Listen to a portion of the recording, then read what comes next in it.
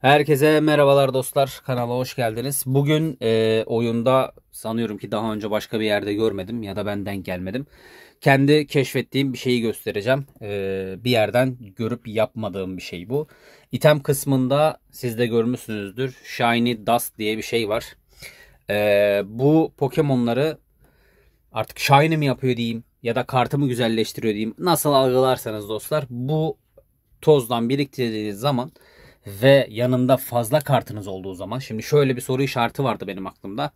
Ya arkadaş, işte bir tane Balbazar'ım var, bunun yanında neden 4 tane var diye. Aslında bu işe yarıyor dostlar. Şimdi sizlerle birlikte bunu yapacağız. Yani öncelikle şuradan item kısmından bakabilirsiniz. Baştan göstereyim size. Şuradan item kısmından bu Shiny Dust'a bakabilirsiniz. Bu olduğu sürece de şöyle bir şey yapabiliyorsunuz. Göstereyim sizlere. Ben birkaç tane yaptım. Onların da örneğini göstereceğim.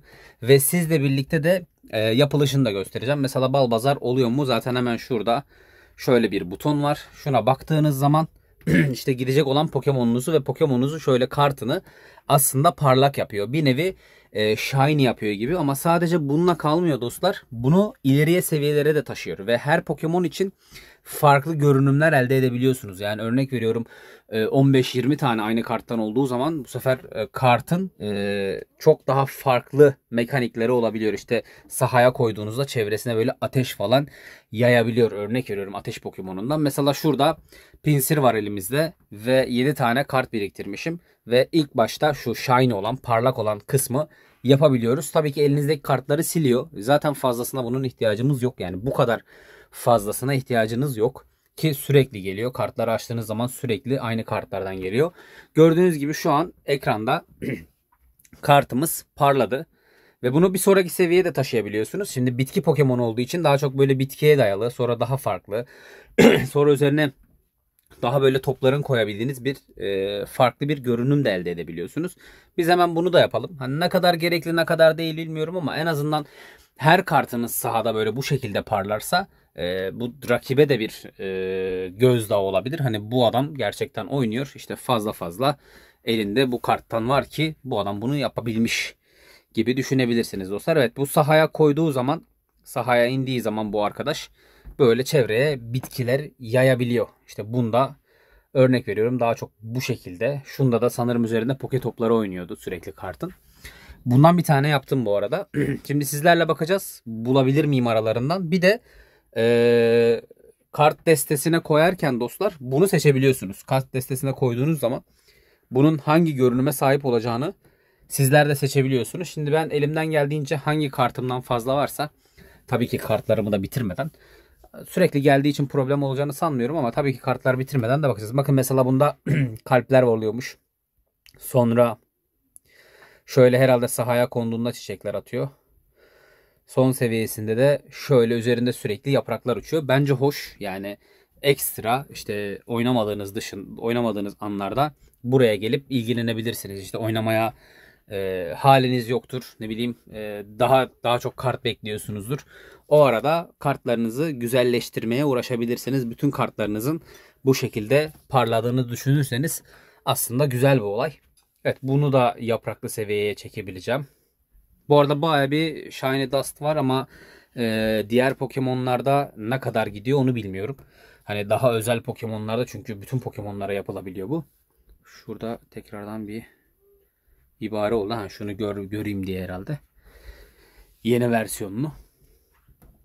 En yükseği hangisi? Şu an hatırlamıyorum. Şöyle durayım bakayım. Şöyle durduğunuzda, desteği durdurduğunuzda dostlar, altında kaç adet kartınız olduğu yazıyor aslında.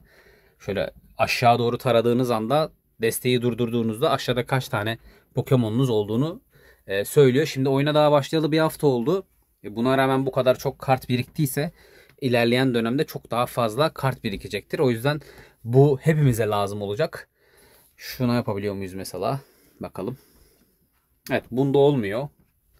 Daha çok karta ihtiyacımız var. Şunda olur, Magmar'da olur muhtemelen.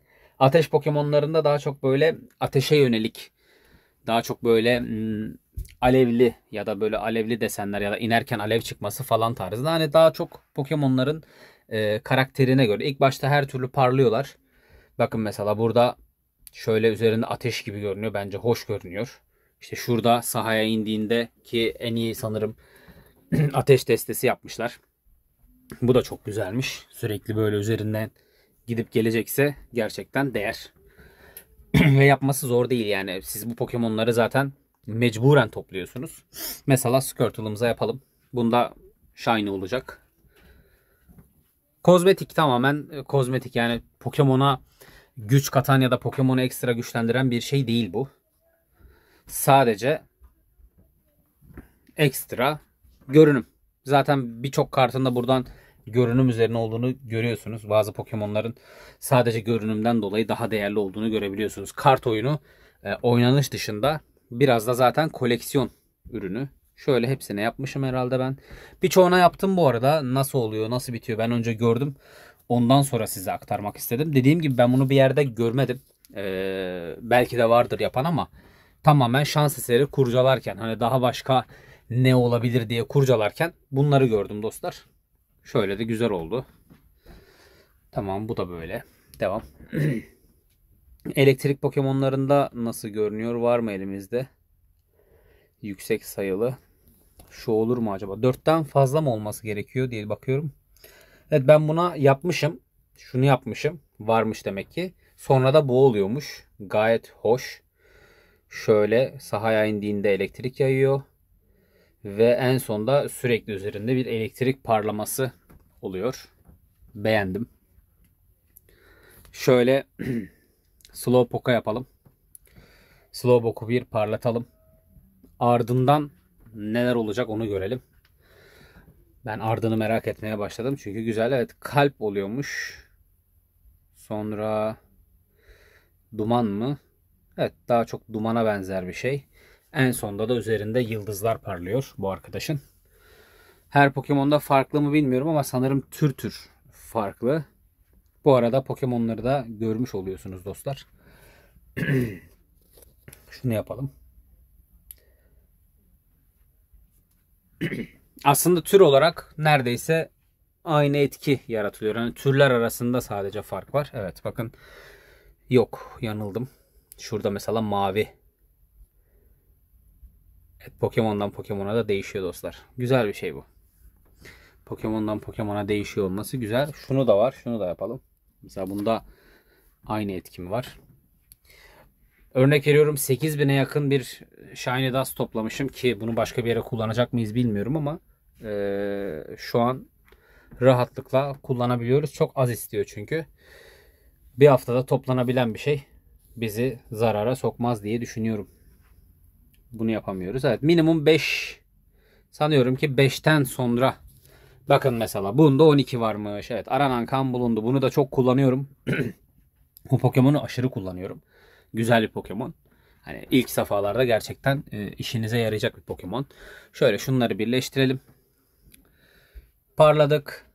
Ardından evet, şöyle artık bu bir toprak parçası mı? Toprak kristalleri mi? Ona benzer bir şey. Bunu göstereceğim bu arada size.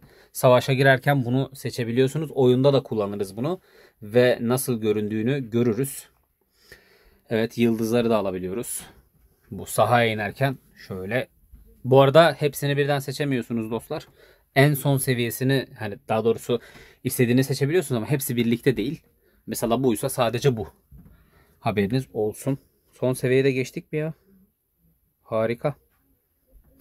Evet, son seviyesine de geçtik. Bunu oyunda ben kullanıp nasıl göründüğünü göreceğim. Yani 12 tane topladığınız zaman hepsinde mi geçerli bilmiyorum ama şöyle son seviyesine kadar gelebildik dostlar. Burayı da bitirmiş olduk. Bir daha mı alabiliyor? Yok.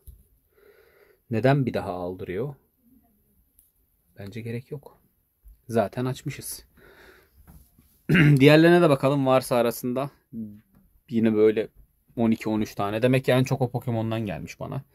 Şöyle az durduğunuzda zaten şeyleri görebiliyorsunuz dostlar.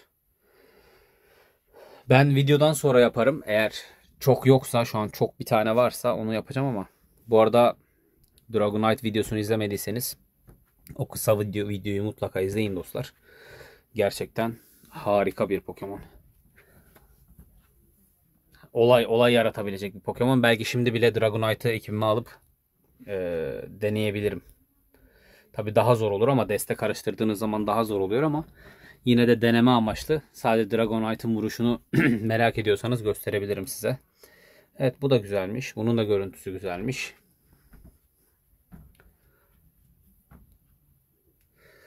Ya bunun hepsini ben tamamlayabileceğimi düşünüyorum. Çok yakın zamanda. Çünkü çok hızlı doluyor. Sadece ciddi mesai istiyor. Bakın mesela bunda da 9 tane varmış. Şimdi yapmayacağım.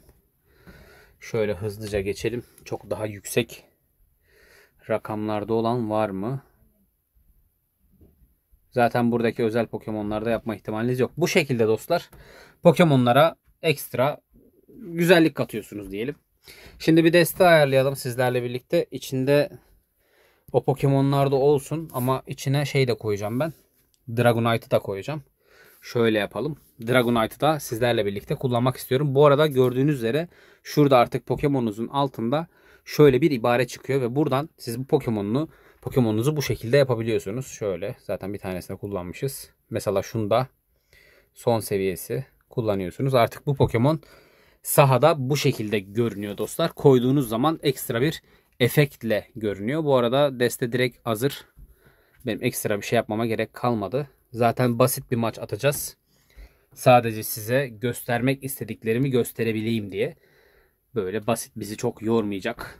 Mesela elektrik Pokemon'larıyla savaşabiliriz. Dragonite'a gerçekten bayıldım. Yani bir destede eğer Dragonite'ı tamamlayabiliyorsanız gerçekten aşırı güçlüsünüz. Evet, şunu bir koyalım. Nasıl görünüyor? Shiny hali. Yoksa sadece oradan bir tane Pokemon'a mı yaptık? Onu da ben anlamadım. Şu an burada ben ekstra bir efekt görmedim. Oyun esnasında görmedim. Yani oyun esnasında görünmeyecekse bizim destede görünmesinin bir avantajı yok bence. Saldırı esnasında mı görünecek acaba? Bunlar hep merak konusu. Göreceğiz.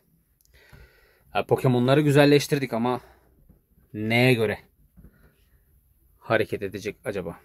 Bu arada Dragonite var diye destemizde şu an burada gördüğünüz gibi enerji, su enerjisi geliyor. Bu da kötü. Benim hiçbir Pokemon'uma su enerjisi işime yaramaz. O açıdan bu bir dezavantaj. Yani deste karıştırmak aslında bir dezavantaj dostlar. Bilginiz olsun. Mesela şu an patladık. Benim herhangi bir işime yaramaz. Şöyle yapalım. Evet, ben efekt göremedim. Gerçekten efekt göremedim. Şöyle Sabrina'yı da kullanalım. Geriye atalım. Ama şu su hamlesini sadece geri çekmek adına kullanabilirim. Devam. Dediğim gibi desteği karıştırdığınız an patlayabilirsiniz dostlar. Çünkü Dragonite gibi bir Pokemon her türlü hamleyi istediği için, her türlü enerji istediği için size burada büyük bir dezavantaj sağlıyor ki halen su ve elektrik yükü geliyor. Bana acilen Dragonite lazım. Şunu da koyalım. Evet, bu Pokemon'larında ekstra yük konusunda ciddi problemleri var ve boş geçmeye devam edeceğiz şimdilik. Şöyle karşı rakibin destesiyle oynayalım biraz. Çok basit, yani bu normalde çok kolay yenebileceğim bir tur ama işte desteye Dragonite'ın katmam aslında bana çok büyük bir dezavantaj sağladı. Dragonite gelene kadar bu enerjileri, bu ekstra hamleleri ne yapacağım ki oyunda zaten bu tarz hamleler biliyorsunuz ki çok önemli. Bu arada 2 tane Sabrina kartım olmuş. Evet, maç-up'ı güçlendirdik ama dediğim gibi hiçbir işe yaramıyor. Başka kartlarda mesela ekstra özellik kullanabiliyorken bunda kullanamıyorsunuz dostlar. Ben şöyle oyalamaya devam edeceğim. Evet, bu geldi. Enerjimizi de buna vereceğiz mecbur. Ve boş geçmeye devam. Ya şans oyunu bir yandan ama yani destenin çoğunluğunun güç odaklı olup sadece bize bu karttan vermesi de biraz saçma. Gerçekten çok saçma. Şu an resmen çok ciddi bir mağduriyet var. Ve kartlarımda da ikinci hamle özelliği yok. Ve boş yere hasar yiyip duruyoruz sadece. Enerjiyi tutturamazsanız bu şekilde olur. Yani deste karıştırırken aslında desteler arası iletişim de çok önemli. Kullanılan enerji de çok önemli. Yoksa şu an benim çok basit bir 3 atağım olsa bunların içinden geçeriz. Yani mesela matchup'ı tamamen enerjisinin dolu olduğunu düşünün. İçinden geçerseniz. Ama olmuyor. Şimdilik Dragonite'ın da gelesi yok. Geldi. Teşekkür ederim. Evet, Dratini'yi kasıp bunu güçlendirip tamamen bunun üzerinden yürüyeceğiz. Ama ben halen, evet, Shiny olan buymuş dostlar. Gördünüz. Shiny olan arkadaş oymuş. Yani Shiny dediğim parlak kartı olan oymuş. Deste de oyun içinde görünüyor. Onu da görmüş olduk. Matchup'la ne yapacağız? Savunacağız. Dragonite geldiğinde de Dragonite'la tamamen saldırıp oyunu bitireceğiz aslında. Tek başına Dragonite'la bitireceğim oyunu. İstediği kadar karşı taraf evrimleşmiş olsun. Dragonite'a karşı gelemez. Sadece şu an bir Pokemon'a daha ihtiyacım var. Bir evrime daha ihtiyacım var. Tam olarak bu. Şöyle yaptık. Tamamen güçlendirdikten sonra sunacağım bu arada. Son evriminde, son enerjisinde sunacağım. Şimdilik boşa geçmeye devam ama ve Dragonite oyuna girdikten sonra oyunda gerçekten çok büyük değişiklikler olduğunu göreceksiniz. Çok da güzel bir örnek oldu aslında bu. Tabii karşı rakip çok güçsüz olduğu için şu an karşımızda böyle direniyor. Yoksa gerçekten güçlü bir kart olsaydı, gerçekten güçlü bir rakip olsaydı içimizden geçerdi. Evet, şurada da efekti gördük dostlar. Pokemon efektleri işe yarıyor. Dragonite'a gereken enerjiyi verdik. Elektrik, su ve normal kartlar var. Şunu kullanıp matchup'ı geri çekeceğiz. Gel bakalım. Ve babaya bırakın sahneyi. Şu an görecekleriniz aşırı şiddet içerir dostlar. Haberiniz olsun. Şöyle bir içinden geçsin. Neredeyse 3 Pokemon'u sıfırlayacaktı. Ve karşı rakibe direkt 2 tane hasar verdi. Gerçekten müthiş bir Pokemon. Gerçekten harika bir Pokemon. Ve pas geçip destesini doldurmasını bekleyeceğim. Diyecektim ki tam destesi doldu. Bir de bu şekilde vuracağım. 160 can var ve çok ciddi hasar verebiliyor. Gerçekten hayranlık duyulacak bir Pokemon ve enerjisini de kaçırmıyor gördüğünüz gibi. Enerji de bitmiyor. Bu arada elimizdeki deste bitti zaten. Şöyle oyunu bitirecek son hamleyi de yapalım. Ve 3 kartı neredeyse yine yeniyordu. Ucu ucuna kaçtı. Oyundaki güzel Pokemon'lardan biri ama dediğim gibi desteği doğru ayarlamazsanız enerji olarak işte su, elektrik ve normal enerjiyi kullanabildiği için bunlar geldi arka arkaya ve bunlar beni aslında oyunun ilk aşamasında yordu. Yine de değdi. Yine de Dragonite'ı ortaya çıkarmaya değdi dostlar. Bu şekilde yani Pokemon'lara daha şekil verebiliyorsunuz dostlar. Bilginiz olsun. Ben yeni keşfettim. Sizlerle paylaşmak istedim. Hoşunuza gittiyse bana bunu gösterebilirsiniz dostlar. İyi seyirler.